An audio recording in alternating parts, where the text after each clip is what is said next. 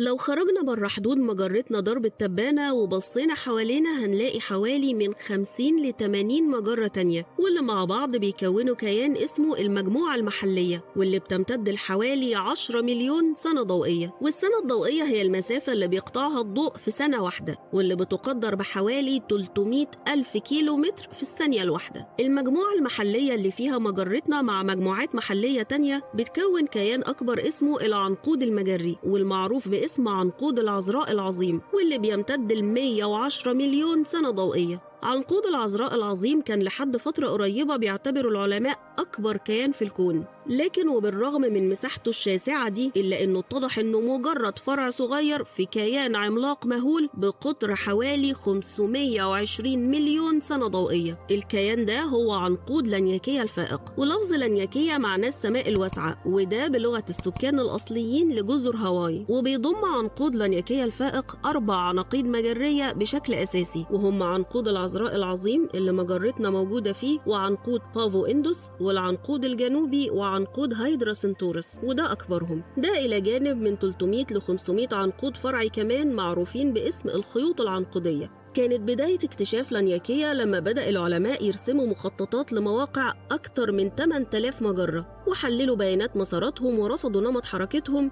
وكان نتيجة الدراسات دي إنهم اكتشفوا إن العناقيد المجرية مربوطة مع بعضها من خلال كيان متشعب عملاق بتصور يشبه الخلايا العصبية في المخ، بمعنى إن كل عنقود مستقل بذاته، لكنه برضه متصل بالعناقيد المجرية التانية من خلال الكيان المتشعب العملاق ده، واللي أطلق عليه اسم لانيكيا سوبر كلاستر أو عنقود لانيكيا الفائق، واللي بيضم حوالي 100 ألف مجرة تقريبا، ممتدة على مساحة بتقدر بحوالي 500 مليون سنة ضوئية. اكتشاف لانيكيا حط العلماء قدام لغز جديد، لأنهم لقوا إنه بالرغم من مساحته المهولة دي إلا إنه قادر يجذب المجرات وبقوة لمركزه، واللي لقوا فيه تكتل كبير مكثف ليهم. وده خلى العلماء يطلقوا على مركز لانيكيا اسم الجاذب الأعظم، لأنه تحدى قوانين الفيزياء اللي بتقول إنه من وقت نشأة الكون وقت الانفجار العظيم وهو في حالة من التمدد والتوسع الكوني، بمعنى إن الأجسام الكونية بتبعد عن بعضها، وده بيحصل في المساحات المهولة الواسعة. أما بقى في المساحات الصغيرة بالمقاييس الكونية فبنلاقي إن قوى الجاذبية هي اللي بتتفوق على التوسع الكوني، بحيث إنه ممكن للمجرات إنها تنجذب لبعضها. وأبسط مثال لكده هو مجرتنا درب التبانة، واللي بتقترب منها مجرة أندروميدا أو المرأة المسلسلة في مسار تصادمي،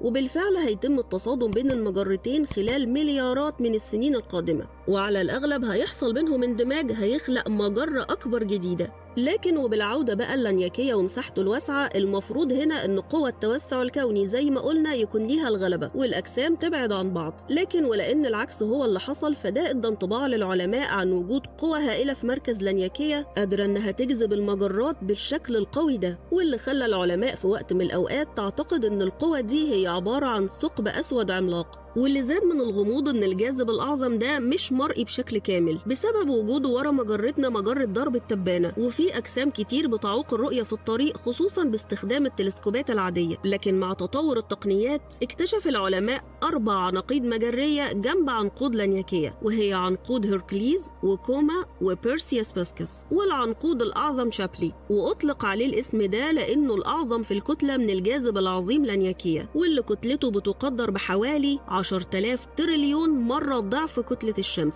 وبالتالي فهو قادر وبكل سهولة إنه يجذب كل المجرات في مسافة مهولة ممتدة لحوالي مليار سنة ضوئية. ومش بس كده، لكن المدهش كمان إنه مع مدى شساعة الكون المهولة دي واللي لسه بنكتشفها بشكل طفيف يوم عن يوم، العلماء بيقدروا لحد لحظتنا دي إن في 10 مليون عنقود مجري زي عنقود لانيكيا، واللي بيكونوا لحد دلوقتي الكون المرئي اللي احنا عارفينه، واللي ممكن جدا يكون فيه كيانات تانية كتير لسه مستنية العلم يكشف عنها الستار.